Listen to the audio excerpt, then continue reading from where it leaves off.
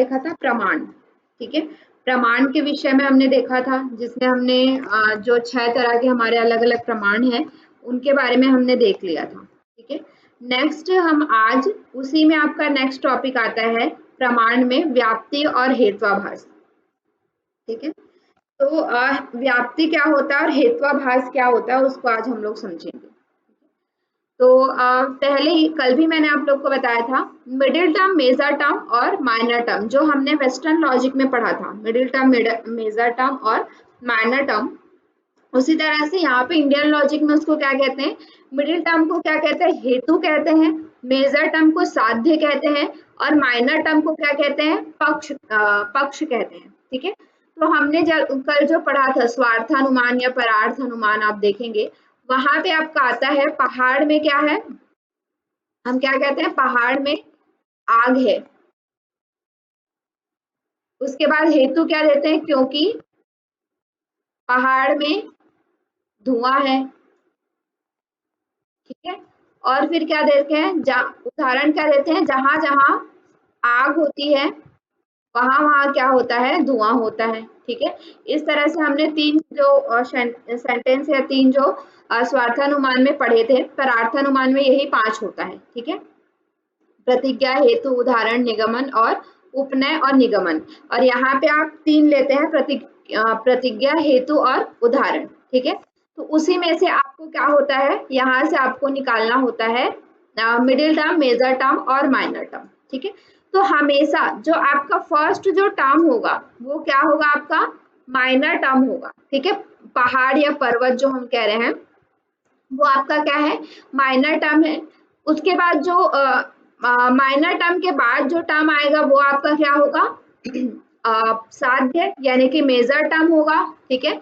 और क्योंकि के बाद जो आएगा शब्द जिसमें हम धुआं, ठीक है, बचा हुआ जो शब्द है धुआं, वो आपका क्या हो जाएगा, हेतु, ठीक है। कैसे निकालते हैं, यहाँ पे वहां पे मेजर, माइनर और मिडिल टर्म निकालना अलग है, और आपके इंडियन लॉजिक में मेजर, माइनर और मिडिल टर्म निकालने का तरीका अलग है, ठीक है। तो यहाँ पे आप लोग समझ लीजिए, पहला जो टर्म होगा वो माइनर टर्म होगा, जिसको हम लोग क्या कहते हैं, पक्ष कहते हैं। दूसरा जो टर्म होगा वो साध्य होगा, जिसको हम लोग मेजर टर्म कहेंगे। और क्योंकि के बाद जो शब्द आएगा वो आपका क्या होगा, हेतु होगा। और हेतु को हम क्या कहेंगे यहाँ पे, मिडिल टर्म, ठीक है। और जैसा कि हमने क्या पढ़ा, हेत्वाभास, ठीक है। हेत्वाभास कहने का मतलब क्या है, हेतु में ही कुछ डिस्टर्बेंस होगा, ठीक है। आप देखेंगे हेत्वाभास मतलब क्या है, एक तरह से फैलेसी, त्रुटि, ठीक है। तो यहाँ पे क्या है आपका हेत्वाभास मतलब कि आपके हेतु में ही कोई ऐसा चीज होगा जो हमें एक तर्क में या एक युक्ति वाक्य में वो सही नहीं होगा, ठीक है। तो उसको हम लोग क्या कहेंगे, हेत्वाभास कहेंगे, ठीक है। चलिए, अब बेसिकली हेत्वाभास क्या है, अनुमान में होता है, ठीक है। अनुमान प्रमाण जो हमने कल पढ़ा था उसमें आपका हेत्वाभास होगा। अनुमान प्रमाण में का आधार क्या क्या है, अनुमान प्रमाण का आपका आधार क्या क्या है, जिसमें है अनुमान का उद्देश्य पक्ष और साध्य के बीच में संबंध स्थापित करना होता है, ठीक है। बाकी के हमने जो प्रत्यक्ष प्रमाण देखा, अनुमान, उपमान, शब्द, अर्थापत्ति और अनुपलब्धि, वहां भी पक्ष और साध्य के बीच में संबंध स्थापित करना नहीं, जो हमारा प्रत्यक्ष क्या होता है, प्रत्यक्ष दर्शन करते हैं, ठीक है।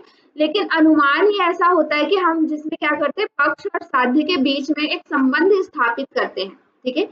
इसके लिए 2 बातें आवश्यक होती हैं, पहला पक्ष माइनर टर्म और हेतु मिडिल टर्म का संबंध कैसा है, और दूसरा आपका साध्य मेजर टर्म और हेतु मिडिल टर्म का में व्याप्ति संबंध है या नहीं, ठीक है।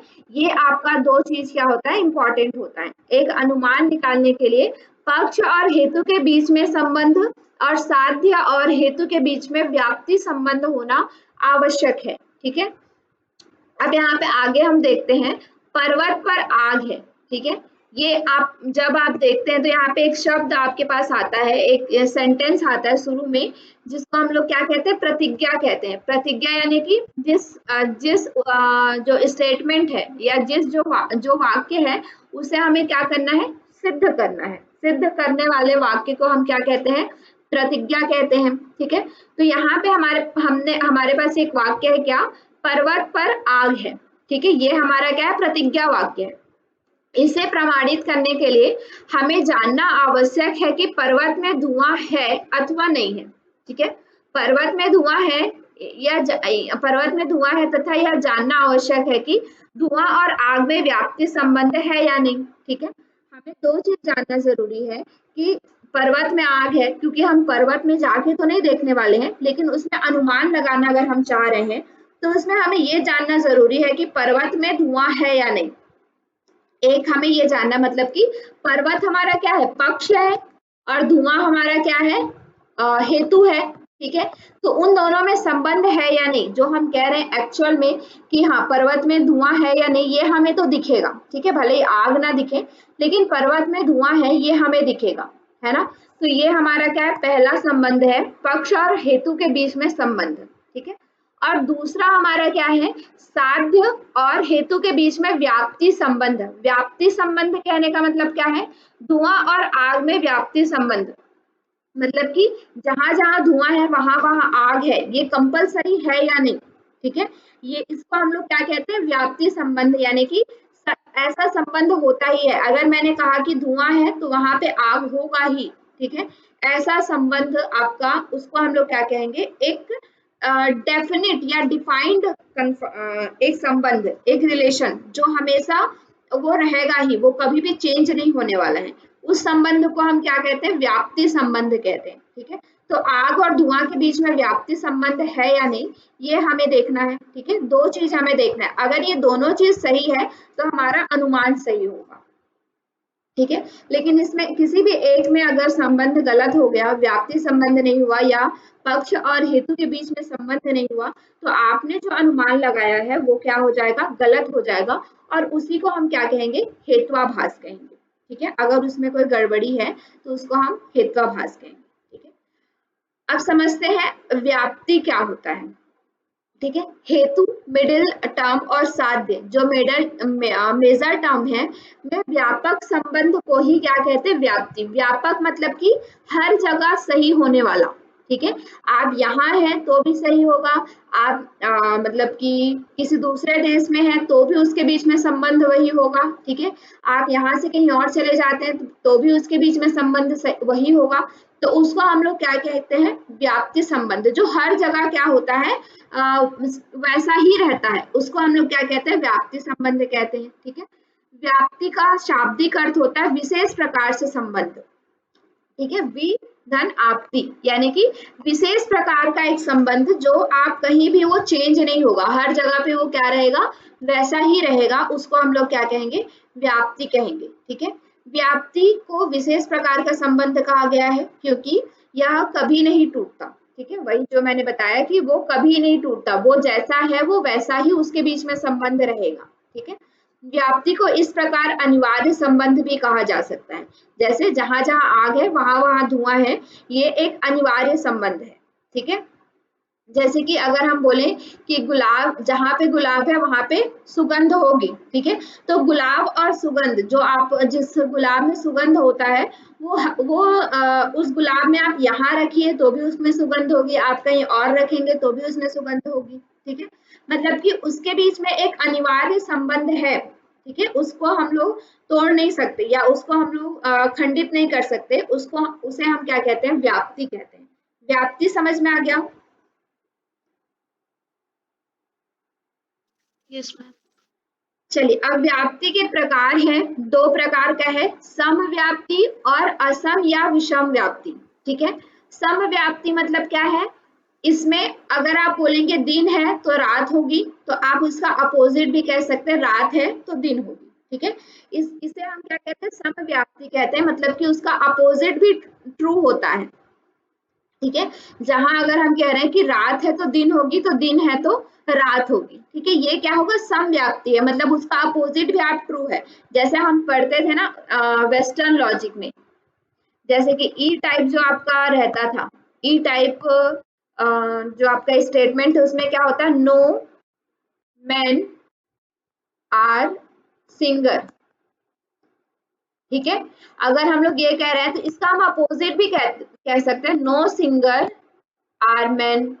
ठीक है, तो ये भी उसका अपोजिट सही होगा। जैसे कि हम कहेंगे कि अभी दिन है तो रात होगी, ये हम अगर हम इसको सत्य मान रहे हैं तो हम ये भी सत्य मान सकते हैं कि अभी रात है तो दिन होगा। ठीक है, तो इसको हम लोग क्या कहते हैं, समव्याप्ति, यानी कि उसका अपोजिट भी ट्रू होता है, उसका अपोजिट भी सही होता है। लेकिन असम व्याप्ति या विषम व्याप्ति किसको कहते हैं, आग या धुआं का संबंध। ठीक है, यहाँ पे आप देख रहे हैं आग या धुआं का संबंध, तो यहाँ पे क्या है, आग है तो धुआं है। ठीक है, ये सही है, लेकिन धुआं है तो आग है, ऐसा सही नहीं है।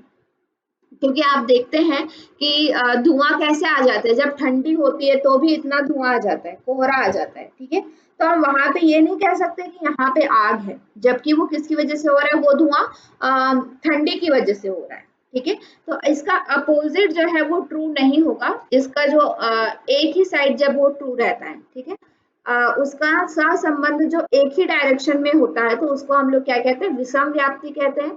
जब दोनों डायरेक्शन में उसको हम कह सकते हैं तो उसको हम क्या कहते हैं, समव्याप्ति कहते हैं। ठीक है, चलिए अब हम लोग देखते हैं हेत्वाभास। What is हेत्वाभास? तो जैसा मैंने बताया, साधारणतः हेत्वाभास का अर्थ हुआ हेतु का आभास। ठीक है, मतलब अनुमान हेतु पर ही निर्भर करता है। जैसा मैंने आप लोग को बताया कि आपका जो अनुमान है वो टोटली किस पे डिपेंड करेगा, आपके हेतु पर डिपेंड करेगा, मतलब आपके मिडिल टर्म पर डिपेंड करेगा।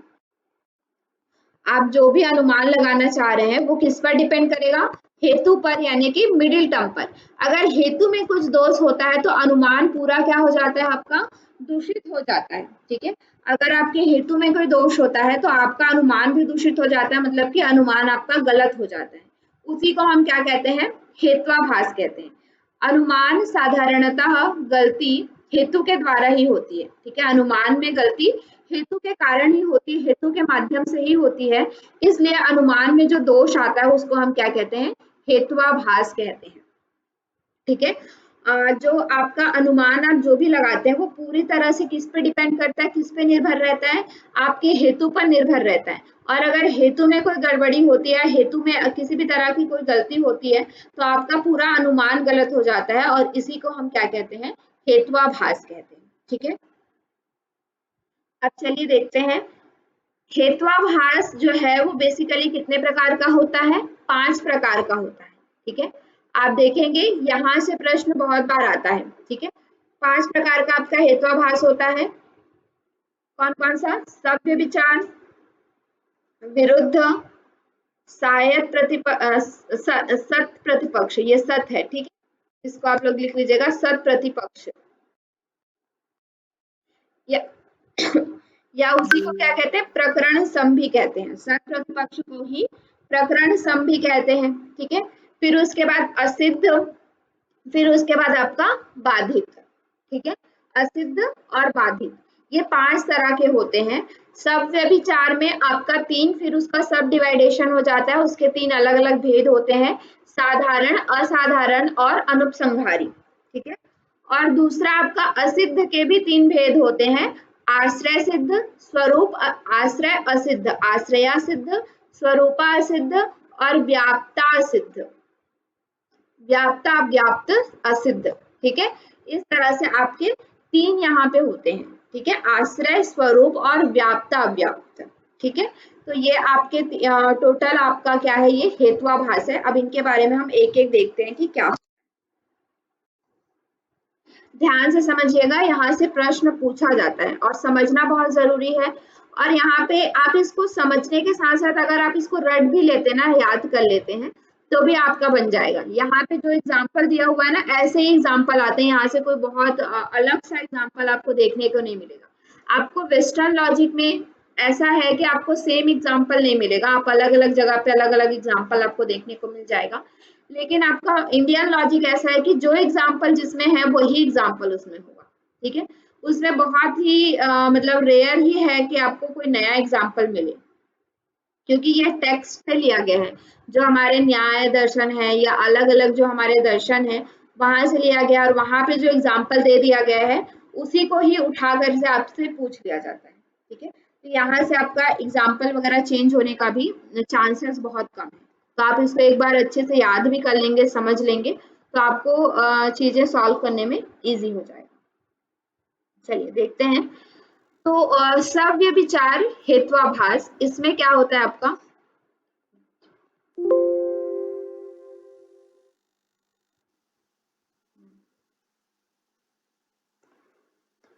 सव्य विचार हेत्वाभास, इसमें क्या होता है आपका, अ, सही होने के लिए आवश्यक है कि हेतु का साध्य के साथ एकांतिक संबंध हो। एकांतिक मतलब कि सही सही संबंध हो।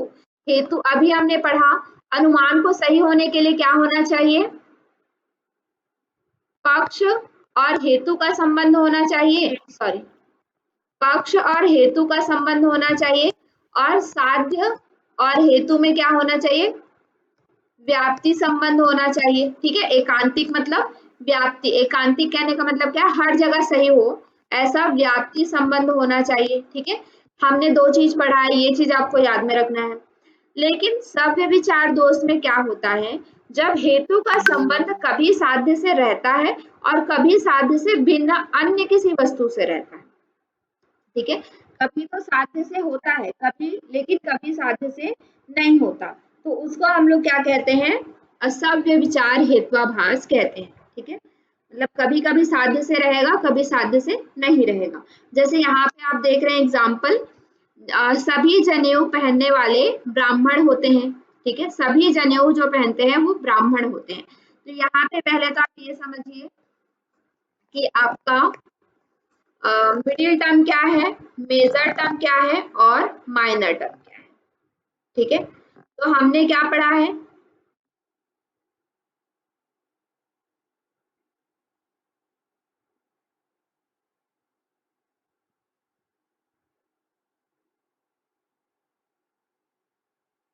यहाँ पे तो आपका मिडिल टर्म यही निकलेगा।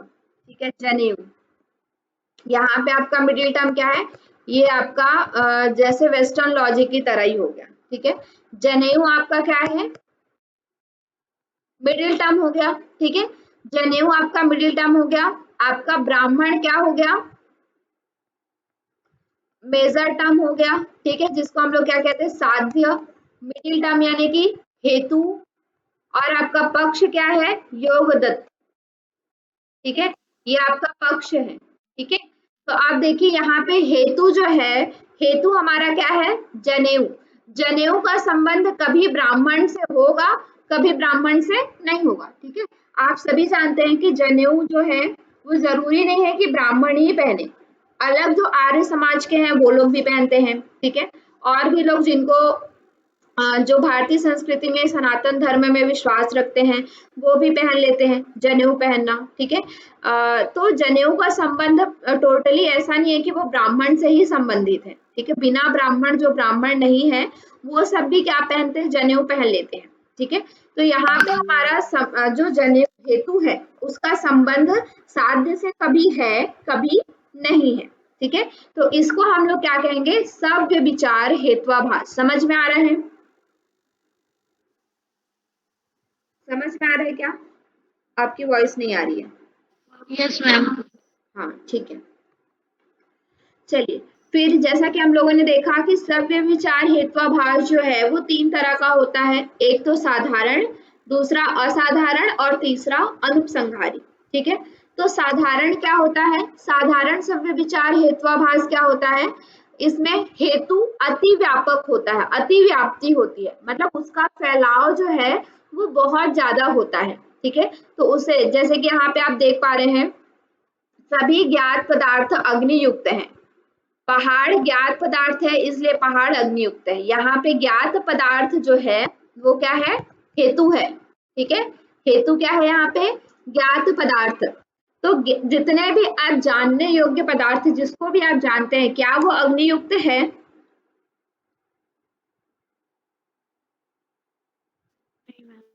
हुँ? आपकी वॉइस नहीं आती है। No ma'am. नहीं, ठीक है। जैसे कि अभी हम देख रहे हैं, आप आगे देखेंगे, जैसे फ्रिज में आपको वो मिलेगा, बर्फ मिलेगा, तो वो अग्नियुक्त नहीं होता है, ठीक है। आपके सामने बहुत सारी चीजें रखी होंगी, सब अग्नियुक्त नहीं होता है। तो यहाँ पे क्या होगा आपका, सभी ज्ञात पदार्थ अग्नियुक्त नहीं होता है, मतलब कि यहाँ पे जो आपका ज्ञात पदार्थ, ये जो हेतु दिया है वो अति व्यापक दिया है, मतलब इसका जो फैलाव है वो बहुत ज्यादा है। तो इसको हम लोग क्या कहेंगे, साधारण सव्य विचार हेत्वाभास, ठीक है। इसी के अपोजिट जब जो हेतु है वो क्या होगा, अध्य व्याप्त, यानी कि बहुत कम व्याप्त है या बहुत नैरो है, ठीक है, उसको हम लोग क्या कहेंगे, असाधारण सव्य विचार। जैसे यहाँ पे आपका क्या है, मैंने आपको बताया, ये क्या होगा आपका पक्ष होगा, ये क्या होगा आपका साध्य होगा, और ये क्या होगा आपका हेतु होगा, ठीक है। Middle term, major term, minor term कैसे निकालना है, समझ में आ रहा है ना? Yes ma'am. तो यहाँ पे आपका देखिए, शब्द जो है नित्य है क्योंकि वह सुनाई पड़ता है, ठीक है।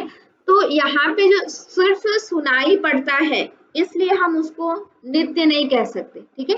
मतलब सुनाई पड़ना ही शब्द नहीं है, हम सभी जानते हैं, क्योंकि हम सभी इस यूनिवर्स में है। आप सभी तो और भी जानते हैं, योग संस्कृत वाले की, वेद जो है वो क्या है, अपौरुषेय है। यूनिवर्स में ऐसा शब्द है, जो ये पूरा ब्रह्मांड है उसकी रचना किससे हुई है, शब्दों से हुई है, ठीक है। तो सिर्फ सुनाई पड़ता है इसलिए शब्द नित्य नहीं है, उसका अलग कारण है, ठीक है। तो ये क्या हुआ आपका, यहाँ पे जो रीजन दिया गया है, यहाँ पे जो आपका एक कहना चाहिए, एक उसको जोड़ने के लिए जो रीजन दिया गया है, जो कारण दिया गया है, सुनाई पड़ता है, वो क्या है, बहुत नैरो है, बहुत छोटा है, ठीक है, अर्ध व्याप्त है। इसलिए हम लोग इसको क्या कहेंगे, असाधारण सव्य विचार कहेंगे, ठीक है। और तीसरा क्या होता है आपका, अनुपसंहारी सव्य विचार। इसमें क्या होता है, अनुपसंहारी सव्य विचार तब होता है जबकि हेतु का दृष्टांत ना तो भाव में मिले और ना अभाव में मिले, ठीक है। हेतु का दृष्टांत ना तो भाव में मिले ना अभाव में मिले, मतलब क्या है, कल मैंने आप लोग को पढ़ाया था, केवल अन्वयी और केवल व्यतिरेकी, कल मैंने आप लोग की ये चीज पढ़ाई थी, ठीक है। तो अन्वय का मतलब क्या होता है, भाव पदार्थ यानी कि पॉजिटिव, और व्यतिरेक का मतलब क्या होता है, अभाव या निषेधात्मक, ठीक है, यानी कि नेगेटिव, ठीक है। तो यहाँ पे जो आपका हेतु का दृष्टांत दिया जा रहा है, जो उदाहरण दिया जा रहा है, वो ना तो भाव में मिले और ना ही अभाव में मिले। जैसे सभी पदार्थ अनित्य हैं क्योंकि वे ज्ञेय हैं, ठीक है, सभी पदार्थ अनित्य हैं। अब यहाँ पे क्या कहा जा रहा है, जो भी पदार्थ हैं वो सब अनित्य हैं क्योंकि वे जानने योग्य हैं, ठीक है। तो जानने योग्य इंसान को भी तो हम जानते हैं, ठीक है, और ईश्वर को भी हम जानते हैं। मतलब जानना मतलब क्या है, एक तरह से हम उनको जानना, जैसे कृष्ण भगवान है, ईश्वर हैं, ठीक है, उनको भी हम जानते हैं, लेकिन वो अनित्य नहीं है, ठीक है। तो इससे कोई निष्कर्ष नहीं निकाला जा सकता, मतलब कि जो हम कह रहे हैं केवल अन्वयी, यानी कि आपका भाव पॉजिटिव में भी उसका ना मिले। हेतु यहाँ पे क्या है बताइए, हेतु आपका ज्ञेय है ना, ये आपका हेतु है, ठीक है। तो ज्ञेय वस्तु का भाव में भी ना मिले, अभाव में भी ना मिले, ठीक है। मतलब उसके साथ जो साध्य का संबंध है अनित्य है, ज्ञेय जो है वो अनित्य है, जो भी जानने योग्य वस्तु है वो सब क्या है, अनित्य है, ऐसा कहा जा रहा है, ठीक है। लेकिन ऐसा नहीं है, जो जानने योग्य सभी वस्तुएं अनित्य नहीं है ना। मतलब क्या है, यहाँ पे वो उसका अभाव उपसंहारी में क्या है, ना वो पॉजिटिव सेंस में मिल रहा है और ना ही नेगेटिव सेंस में मिल रहा है, तो इसलिए हम उसको क्या कहते हैं, अनुपसंहारी दोष कहते हैं, ठीक है, अनुपसंहारी सव्य विचार कहा जाता है, ठीक है। चलिए, ये आपका पहला था। फिर दूसरा आपका आता है विरुद्ध हेत्वाभास। विरुद्ध नाम से ही स्पष्ट हो रहा है कि इसमें क्या है कि जब हेतु साध्य को नहीं सिद्ध करके उसके विरोध को ही सिद्ध कर देता है, ठीक है। जब हेतु साध्य को न सिद्ध करके उसके विरोध को सिद्ध करता है, मतलब उसके उल्टे को सिद्ध करता है, तब उसको हम क्या कहते हैं, विरुद्ध हेत्वाभास कहते हैं। ठीक है, यहाँ पे ये आपका क्या है, पक्ष है, ये आपका क्या है, साध्य है। ठीक है, और ये आपका क्या है, हेतु है। ठीक है, अब देखिए क्या बोला जा रहा है, हवा भारी है क्योंकि वह खाली है। ठीक है, हेतु जो है वो किसको सिद्ध कर रहा है, साध्य के अपोजिट को। खाली वस्तु क्या होता है, हल्का होता है ना, खाली वस्तु क्या होता है, हल्का होता है। तो जो हवा के जो साध्य के विरोधी या अपोजिट को सिद्ध करे, उल्टे को सिद्ध करे, उसे हम क्या कहते हैं, विरुद्ध हेत्वाभास कहते हैं। यहाँ पे जो आप रीजन दे रहे हैं, ठीक है, यहाँ पे जो आप रीजन दे रहे हैं वो उसके अपोजिट को सिद्ध कर रहा है, उसके उल्टे को सिद्ध कर रहा है, इसलिए ये क्या है, विरुद्ध हेत्वाभास है। ठीक है, चलिए उसके बाद आपका आता है सत्य प्रतिपक्ष या प्रकरण सम। ठीक है, उसी को ही प्रकरण सम भी कहा जाता है कहीं कहीं पर, और कहीं पे उसको सत प्रतिपक्ष कहा जाता है। ठीक है, तो सत प्रतिपक्ष क्या होता है, सत प्रतिपक्ष जब एक हेतु के विरोधी के रूप में दूसरा हेतु उपस्थित रहता है, जिसके फलस्वरूप पहले हेतु द्वारा सिद्ध वाक्य का खंडन हो जाता है, तब उस हेत्वाभास को सत प्रतिपक्ष हेत्वाभास कहा जाता है। ठीक है, मतलब क्या है, जब सत प्रतिपक्ष जब एक हेतु विरोधी के रूप में दूसरा उपस्थित रहता है, मतलब जो आप हेतु कह रहे हैं उसके विरोधी के रूप में दूसरा हेतु आपका ऑलरेडी उपस्थित रहता है, तो उसे हम क्या कहते हैं, और उसका खंडन अपने आप हो जाता है क्योंकि उसका विरोधी उपस्थित है, तो इसलिए इसको हम लोग क्या कहते हैं, सत प्रतिपक्ष। जो आप सत्य बता रहे हैं, जिसको आप अनुमान करके सत्य बताना चाह रहे हैं, उसका प्रतिपक्ष यानी कि उसका अपोजिट ऑलरेडी क्या करता है, एग्जिस्ट करता है, मतलब ऑलरेडी है, तो इसलिए उसको हम लोग क्या कहते हैं, सत प्रतिपक्ष कहते हैं। ठीक है, पहले हेतु का उदाहरण यहाँ पे दिया गया, शब्द नित्य है क्योंकि यह सब जगह सुना जाता है। ठीक है, शब्द को हम क्या कह रहे हैं, नित्य कह रहे हैं क्योंकि यह सब जगह क्या है, सुना जाता है। और दूसरा आपका वहीं पे एक उदाहरण मिलता है दूसरा हेतु का, कि शब्द को कहीं अनित्य कहा जाता है क्योंकि यह ध्वनि की तरह कार्य करता है, मतलब कि बजा फिर बंद हो गया। ठीक है, इसलिए वो अनित्य है। तो यहाँ पे आपका दोनों चीज उपलब्ध है, उसको हम लोग क्या कहेंगे, सत प्रतिपक्ष कहेंगे। फिर तीसरा आपका आता है असिद्ध हेत्वाभास। असिद्ध हेत्वाभास क्या होता है, असिद्ध हेतु का प्रयोग, असिद्ध में क्या होता है, हेतु का प्रयोग साध्य को सिद्ध करने के लिए होता है। ठीक है, हम हमेशा हेतु का प्रयोग कब करते हैं, कि हमें साध्य को सिद्ध करना है, परंतु अगर साध्य ऐसा हो कि हेतु स्वयं ही असिद्ध हो जाए, तो उसको हम लोग क्या कहते हैं, हेत्वाभास को असिद्ध हेत्वाभास कहेंगे। ठीक है, मतलब क्या है कि साध्य ही ऐसा है कि उसका हेतु क्या हो जाए, अपने आप खुद ही असिद्ध हो जाए। ठीक है, तो उसको हम लोग क्या कहेंगे, हेत्वाभास कहेंगे। ठीक है, कौन सा हेत्वाभास, असिद्ध हेत्वाभास। अब देखिए कैसा होता है, जैसे यहाँ पे आपका दिया हुआ है, छाया द्रव्य है क्योंकि यह गतिशील है। ठीक है, अब छाया यहाँ पे क्या है, आपका पक्ष हो गया, यहाँ पे द्रव्य क्या हो गया, आपका साध्य। ठीक है, और गतिशील आपका क्या हो गया, हेतु। ठीक है, अब क्या कहना चाह रहे हैं हम लोग कि छाया जो है वो द्रव्य है, मतलब एक ऑब्जेक्ट है। ठीक है, एक वस्तु है, छाया जो है एक वस्तु है क्योंकि वह गतिशील है। लेकिन आप खुद जानते हैं कि अगर आप किसी रात में आपको छाया आपका नहीं दिखेगा, एकदम सुबह जब सूर्य उदय नहीं होगा तब आपको अपना छाया नहीं दिखेगा। ठीक है, और एक टाइम ऐसा भी आता है जब सूरज पूरे सिर पर रहता है तब भी छाया नहीं दिखता है। ठीक है, तो यहाँ पे गतिशील अपने आप क्या हो गया, असिद्ध हो गया। ठीक है, क्योंकि छाया जो है वो द्रव्य नहीं है, तो ये इसको हम लोग क्या कहते हैं, असिद्ध हेत्वाभास कहा जाता है। ठीक है, जिसको कभी सिद्ध नहीं किया जा सकता, जिस हेतु को कभी सिद्ध नहीं किया जा सकता, उसको हम लोग क्या कहते हैं, असिद्ध हेत्वाभास कहते हैं। इसके भी 3 तरह के होते हैं।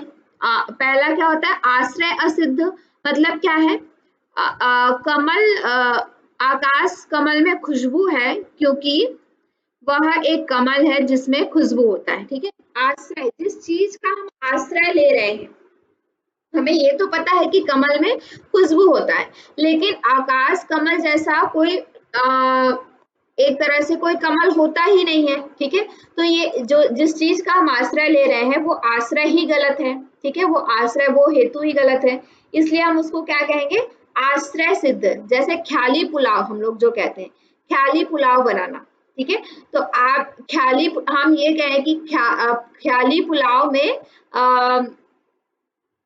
स्वाद है क्योंकि वह पुलाव है, ठीक है। अगर हम ये कहें तो ऐसा हो सकता है क्या, क्योंकि ख्याली पुलाव नाम की कोई चीज होती नहीं है, मतलब ख्याल में पुलाव बनाना, ठीक है। तो वो क्या हुआ, आश्रय सिद्ध, जिस चीज का हम आश्रय ले रहे हैं वही गलत है। दूसरा आपका क्या हुआ, स्वरूप असिद्ध, स्वरूप असिद्ध हो गया, ठीक है। स्वरूप असिद्ध में क्या होगा आपका, शब्द ध्वनि में गुण होता है क्योंकि वह दृष्ट है, ठीक है। अब स्वरूप, ध्वनि को हम देख सकते हैं क्या, शब्द को, शब्द को देख सकते हैं क्या, नो मैम। नहीं, है ना, मतलब उसका स्वरूप ही सिद्ध नहीं है, शब्द का स्वरूप ही नहीं है, तो इसलिए इसको हम लोग क्या कहेंगे, स्वरूप असिद्ध कहते हैं, ठीक है। फिर तीसरा आपका आता है क्या, व्याप्ता सिद्ध। व्याप्ता सिद्ध क्या होता है, पहाड़ में धुआं है क्योंकि वहां आग है, ठीक है। मैंने आप लोग को बताया व्याप्ति, व्याप्ति कितने तरह की होती है, 2 तरह की, सम और विषम, ठीक है।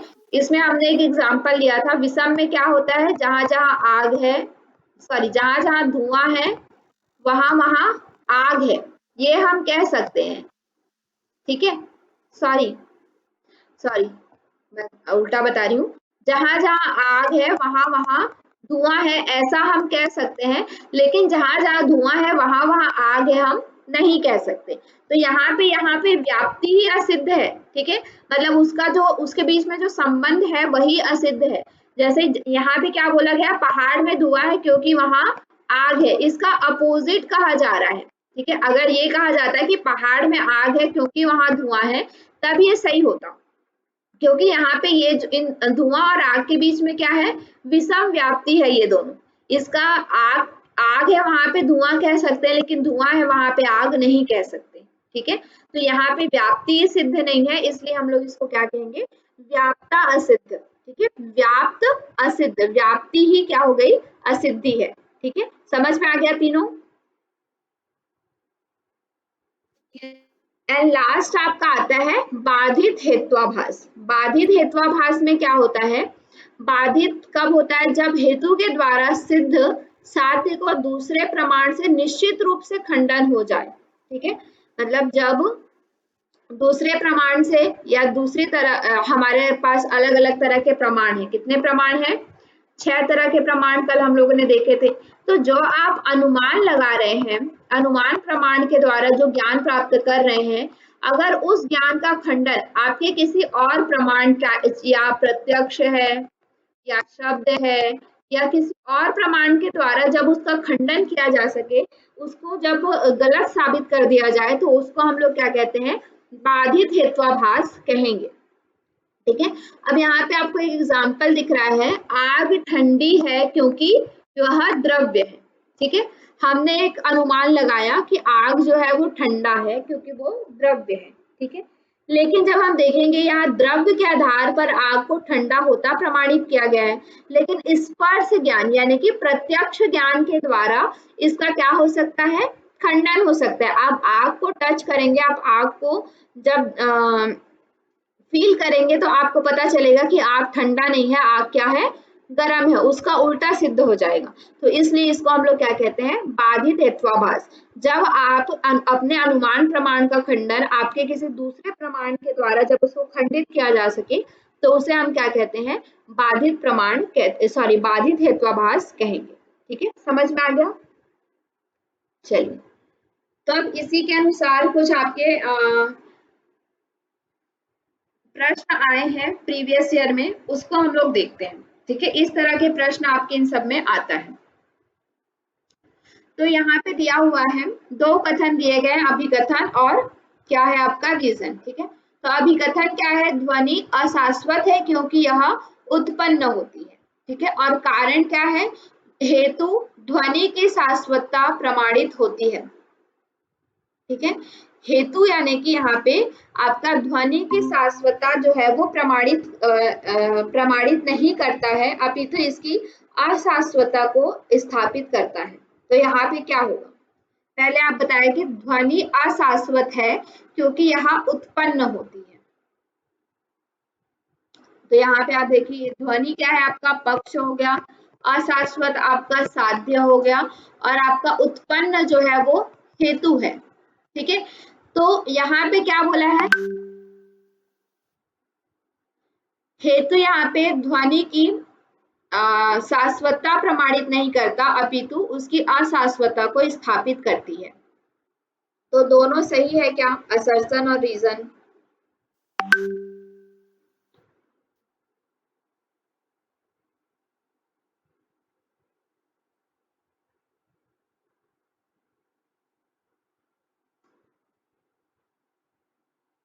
क्या होगा,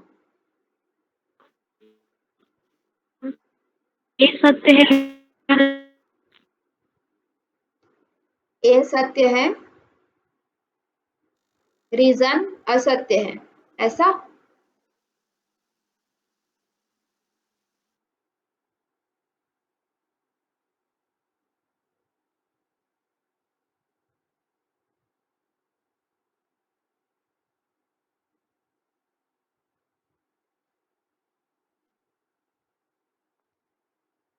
रीजन में भी तो वही कह रहा है,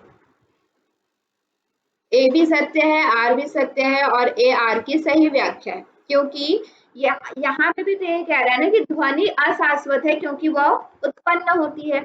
यहाँ पे जो हेतु है ध्वनि, जो हेतु जो है उत्पन्न, वो ध्वनि की शाश्वतता को प्रमाणित नहीं करता। जो भी वस्तु उत्पन्न होता है वो शाश्वत नहीं होता है, वो क्या होता है, अशाश्वत होता है, उसको स्थापित कर रहा है। तो मतलब आपका रीजन भी तो वही चीज बोल रहा है ना, जो आपका असर्शन बोल रहा है, जो आपका अभिकथन कह रहा है, वही चीज तो रीजन भी कह रहा है। समझ में आया।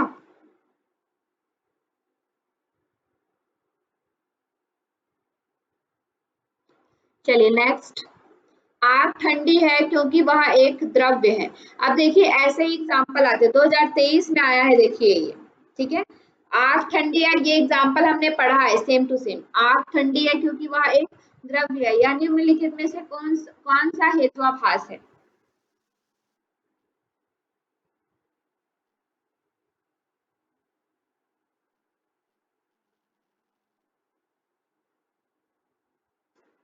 कौन सा हेतुआभास है,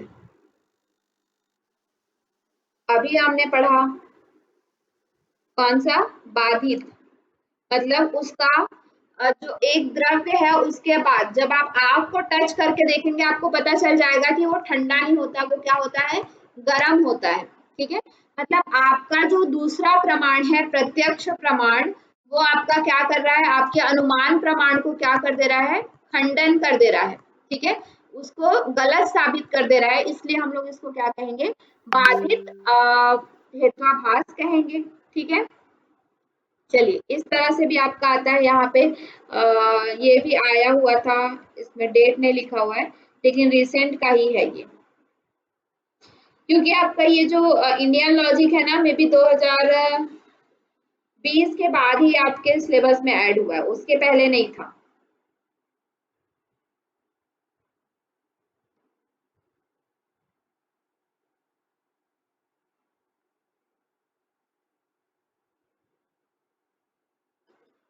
जब आप इसको एक बार अच्छे से पढ़ लेंगे तो फिर आप लोग को बिल्कुल भी वो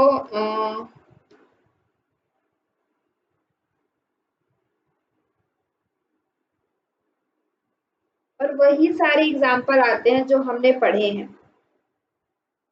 बिल्कुल भी आपके इधर उधर से कोई एग्जाम्पल नहीं आएगा। आपको 2-4 बार जब आप उसको पढ़ेंगे तो आपको बहुत इजी हो जाएगा।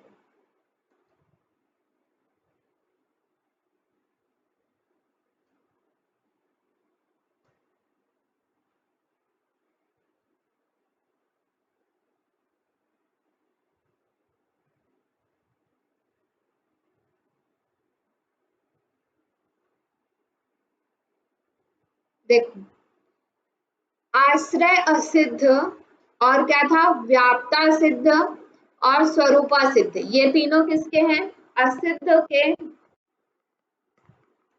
क्या है, उदाहरण है। ठीक है, तो अभी हमने पढ़ा, एक आप बना सकते हो व्याप्ता सिद्ध यानी कि व्याप्ति में असिद्धि है, तो ये वाला आपका आ गया, मतलब बी का थर्ड आप सॉल्व किए, मतलब आपका पूरा ऑप्शन सही हो जाएगा। ठीक है, कौन सा नंबर, डी ऑप्शन आपका सही है। ठीक है, यहीं पे हम लोग असाधारण शब्द विचार में क्या होता है, इसमें आपका रहता है कि ध्वनि शाश्वत है क्योंकि वह श्रव्य है। ठीक है, असाधारण यानी कि यहाँ पे जो आपका बहुत ही नैरो दिया गया है।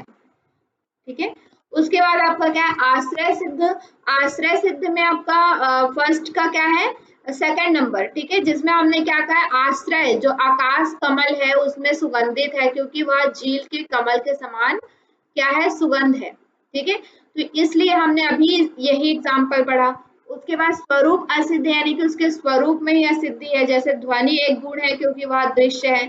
सेम एग्जाम्पल आपका आएगा। ठीक है, अगर आपने एक एग्जाम्पल याद किया है, आप इसको थोड़ा सा याद कर लेंगे और समझ लेंगे तो आपको ये बहुत इजी होगा।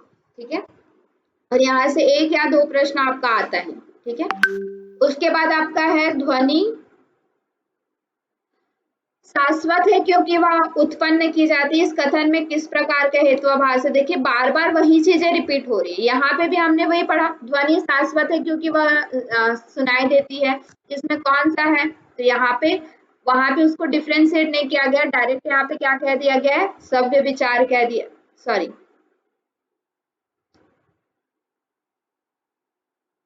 विरुद्ध, हाँ सॉरी, यहाँ पे वो क्या ध्वनि यहाँ पे क्या दिया हुआ है, ध्वनि शाश्वत है क्योंकि वह श्रव्य है, और यहाँ पे क्या दिया हुआ है, ध्वनि शाश्वत है क्योंकि उसको उत्पन्न की जाती है, और हमें पता है जो उत्पन्न की जाती है वो शाश्वत नहीं होती है। ठीक है, इसलिए यहाँ पे वो उसके विरुद्ध उल्टे को सिद्ध कर रहा है, इसलिए यहाँ पे क्या होगा, आपका विरुद्ध हेतुआभास होगा। ठीक है, फिर नेक्स्ट आपका क्या है, ये सारे यही सारे प्रश्न, और आप देख रहे हैं 2023 में ही आया है, ये वाला भी आपका 2023 में आया अलग अलग उसमें। ठीक है, तो आपका ये रिसेंट के ही प्रश्न है आपके। ठीक है, जब अनुमान कार्य कारण संबंध पर आधारित नहीं होता बल्कि वह सअस्तित्व की एक रूपता पर आधारित होता है, जैसे सिंगों के आधार पर किसी पशु के विदीर्ण खुरों का अनुमान लगाना, तो इसे निम्न क्या कहा जाता है। कल हमने पढ़ा था अनुमान के प्रकार में, जब उसका संबंध कार्य कारण से नहीं होता है तो उसको हम लोग क्या कहते हैं,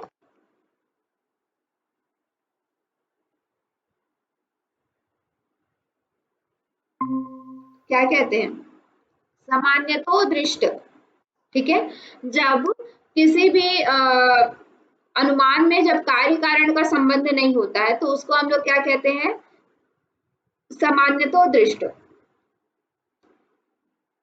फिर यहाँ पे देखिए अनुमान के मामले में न्याय के अनुसार न्यायिकी तर्क में निम्नांकित 5 क्रम चरणों को अनुक्रमांक करिए, क्रमानुसार रखिए। अब जो आपका प्रतिज्ञा हेतु उदाहरण है उसको आपको क्या करना है, क्रम से उसको आपको जमा के यहाँ पे बताना है।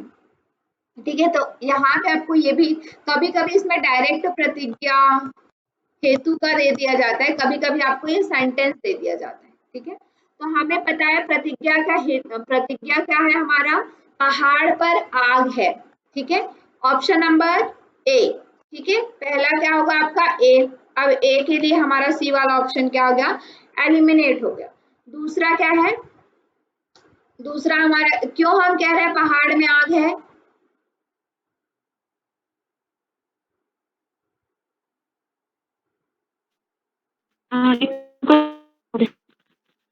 धुएं के कारण, धुएं के कारण कह रहे हैं ना, पहाड़ में आग है ये क्यों कह रहे हैं हम लोग, धुआं देखा हमने उसके कारण, तो आपका ए ऑप्शन भी यहाँ पे एलिमिनेट हो गया। ठीक है, आपके पास अब दो ऑप्शन बचे हैं, बी और डी। फिर उसके बाद क्या होता है, क्या कहते हैं हम, जहां धुआं उठता है वहां आग होती है, जैसे रसोई घर। ठीक है, तो आपका ई ऑप्शन सही है। फिर आपका क्या आएगा, अब उसके बाद एक और आपको एलिमिनेट करना पड़ेगा, रसोई की तरह पहाड़ पर भी पहाड़ पर आग के साथ धुआं है। ठीक है, तो आपका अब क्या आ जाएगा, बी ऑप्शन आ जाएगा। उसके बाद आपका ए ऑप्शन, सॉरी, उसके बाद आपका क्या आएगा, सी आएगा। ठीक है, तो यहाँ पे क्या होगा, आपका डी ऑप्शन जो है वो सही हो जाएगा। ठीक है, तो आपको वो सेंटेंस भी याद रखना पड़ेगा। इसके बाद इसमें क्या होता है, प्रतिज्ञा, हेतु, उदाहरण, उसके बाद क्या होता है आपका उपनय और निगमन। ठीक है, ये भी आप याद रखिए सीक्वेंस से, और ये भी आप याद रखिए सीक्वेंस से। ठीक है, ताकि आपको आगे इस तरह के प्रश्न पूछे जाते हैं। फिर ये आपका 2021 में ये प्रश्न आया हुआ था, जब एक हेतु दो विपरीत दृष्टिकोणों के मध्य मानसिक दोलन की स्थिति में प्रस्तुतिकरण में आगे नहीं जाता तो वह प्रकरण जाना जाता है। जब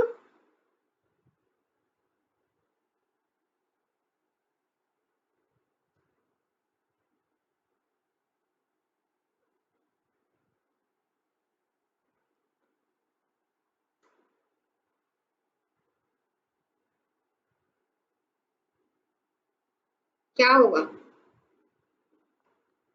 प्रकरण सम, है ना। क्या होता है इसमें, सत्य प्रतिपक्ष भी कहते हैं हम इसको। ठीक है, प्रकरण सम को क्या कहते हैं, सत्य प्रतिपक्ष। क्यों, क्योंकि इसमें क्या होता है, जो आप सत्य सिद्ध करना चाह रहे हैं उसका ऑलरेडी एक अपोजिट सेंटेंस आपके पास है। ठीक है, जैसे आप सिद्ध करना चाह रहे हैं फूल में खुशबू है, अगर ये आप सिद्ध करना चाह रहे हैं तो इसका अपोजिट आपके पास ऑलरेडी अवेलेबल है कि फूल में खुशबू नहीं होती। तो ये ऑलरेडी अवेलेबल है, ये मानसिक दोलन में आप फंसे हुए रहते हैं। ठीक है, इसके लिए हमने क्या एक एग्जाम्पल पढ़ा था कि शब्द शाश्वत है क्योंकि वो शब्द अनित्य है क्योंकि वो क्या होता है, उत्पन्न होता है या श्रव्य होता है। ठीक है, और दूसरा हमने क्या पढ़ा है कि शब्द नित्य है क्योंकि वह ध्वनि है। ठीक है, तो ये आपने हमने पढ़ा था। ठीक है, प्रकरण सम, तो इसी को हम प्रकरण सम या फिर सत प्रतिपक्ष भी कहते हैं। ठीक है, उसके बाद दूसरा यहाँ पे और आपका 2021 में ही प्रश्न आया था, जब कतिपय मामलों में हेतु का संबंध साध्य से हो और कुछ मामलों में साध्य के अभाव में हो तो ऐसा इस हेत्वाभास को क्या कहते हैं। कभी संबंध साध्य से हो और कभी उसके साध्य के अपोजिट से हो तो उसको हम लोग क्या कहते हैं,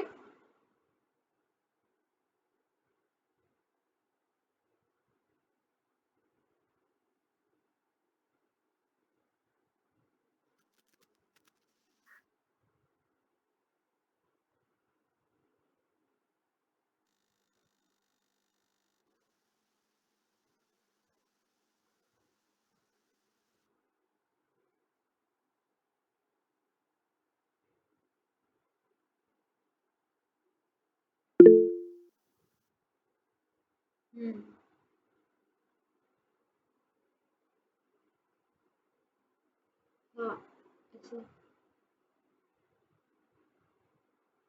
मैम, क्या बोल रहे हैं, सॉरी मैम, नेटवर्क इशू की क्लास लीव हो रही है। ओके, ठीक है, तो इसको हम लोग क्या कहेंगे, साधारण सव्य विचार कहते हैं। क्या पढ़ा था हमने, जनेऊ वाला पढ़ा था ना, कि जनेऊ पहनते Yes, हैं ma'am. वो क्या है, ब्राह्मण है। ठीक है, योग दत्त क्या पहनता है, जनेऊ पहनता है। तो योग दत्त क्या हो गया, ब्राह्मण हो गया, ऐसा हमने पढ़ा था। लेकिन जरूरी नहीं है कभी उसके साथ हो और कभी ना हो, तो उसको हम लोग क्या कहते हैं, साधारण सव्य विचार कहते हैं। ठीक है, फिर उसके बाद यहाँ पे और भी एग्जाम्पल है आपके पास, ध्वनि नित्य है क्योंकि वह उत्पन्न होती, या उदाहरण निम्नलिखित में से किस हेत्वाभास का है।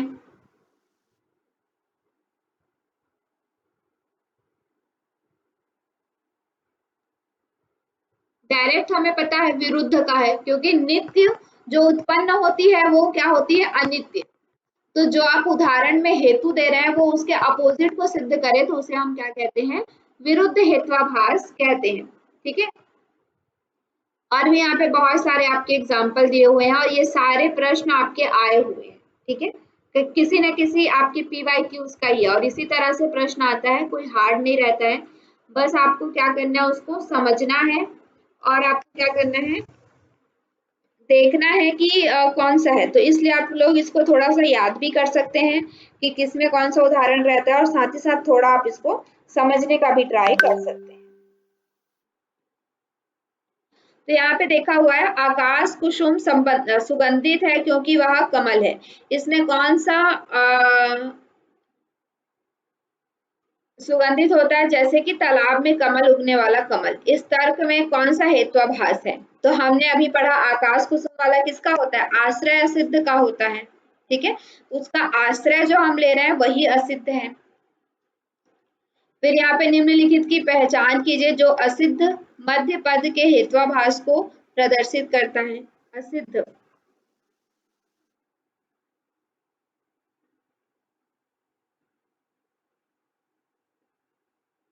तो आपका तीनों आएगा ना इसमें, जो आपका है 1 2 3, यही 3 तो एग्जाम्पल सब डिवाइडेशन है आपके असिद्ध के। पहला क्या है? आश्रय सिद्ध, दूसरा क्या है आपका? स्वरूपा सिद्ध, और तीसरा क्या है आपका? व्याप्ता व्याप्ता सिद्ध, ठीक है। तो ये आपके 3 तरह के हैं, तो उन्हीं तीनों को आपको क्या करना था, यहाँ पे चूज करना था। फिर आपका निम्नलिखित में से किस प्रकार का हेत्वाभास निहित है? तो यहाँ पे किस तरह का हेत्वाभास निहित है? अग्नि शीतल है क्योंकि वह एक पदार्थ है, ठीक है। यही चीज हमने पढ़ा था, अग्नि शीतल है क्योंकि वह एक पदार्थ है। क्या है इसमें? बाधित हेत्वाभास, क्योंकि हमें पता है कि जैसे ही हम उसको टच करेंगे तो हमें पता चल जाएगा वो शीतल नहीं है, वो क्या है? गर्म है, ठीक है। तो इस तरह से आपके प्रश्न आते हैं। यहाँ पे भी आपका दिया हुआ है, ये भी आपका 2021 में आया हुआ था। तो ये सारे प्रश्न जो यहाँ पे रखे गए हैं आपके PYQs ही हैं। आप इस तरह से उसको तैयारी करके देख सकते हैं, और एक बार आप उसको ध्यान से जब देखेंगे तो आपको चीजें समझ में आ जाएंगी। व्याप्ति क्या होता है? सार्वभौमिक सहगामिता, है ना। मतलब कहीं भी जाइए वो क्या होगा आपका? सार्वभौम होगा, सभी जगह वही रहेगा। तो एक ही से आपका सही हो गया, है ना, ऑप्शन नंबर सी। हमें क्या पता है व्याप्ति का मतलब क्या है? जो आप कहीं भी जाइए, सार्वभौम यानी कि हर जगह वो सत्य रहने वाला है, ठीक है। तो आपका ए का 4 हुआ, ए का 4 ऑप्शन आपके किसी में भी नहीं है, तो आपका सी वाला ऑप्शन क्या हो जाएगा? सही हो जाएगा। आगे भी देख लीजिए, लिंग। लिंग मतलब क्या होता है? गुण धर्म का अनुमान। साध्य मतलब क्या होता है? हेतु और साध्य का स्थान सांकेतिक होता है, संकेत अथवा कारण। यहाँ पे जब आप देखेंगे बी सॉरी लिंग, साध्य क्या है? सी में है, तो सी का क्या होता है? साध्य का मतलब क्या होता है? गुण धर्म का अनुमान करना, ठीक है। मतलब क्या है? आप साध्य को ही हम अनुमानित करते हैं ना, ठीक है। मतलब क्या है? जैसे पहाड़ पर आग है, तो जिसके गुण धर्म को ही हम अनुमान कर रहे हैं। आग यहाँ पे क्या है? साध्य है, उसी का अनुमान हमें लगाना है कि आग है या नहीं है, ठीक है। तो ये क्या है? उसके गुण धर्म का अनुमान हम कर रहे हैं, तो उसको हम लोग साध्य कहते हैं। पक्ष क्या होता है आपका? जो हेतु और साध्य का संबंध स्थापित करता है, संबंध का स्थान जो होता है वो आपका पक्ष होता है। लिंग क्या होता है? संकेत अथवा कारण, ठीक है। तो ये आप सब आपको नहीं पता है, कोई दिक्कत नहीं, इसीलिए आपको चॉइस एलिमिनेशन भी आना चाहिए, ठीक है। तब जब आप एक आपको पता है तो आप कभी कभी क्या होता है कि एक या दो से ही आप उसको सॉल्व कर लेते हैं, ठीक है। इस तरह से आपका जो इंडियन लॉजिक और लॉजिकल रीजनिंग बेसिकली आपका जो 6th यूनिट है वो यहाँ पे आपका कंप्लीट होता है, ठीक है।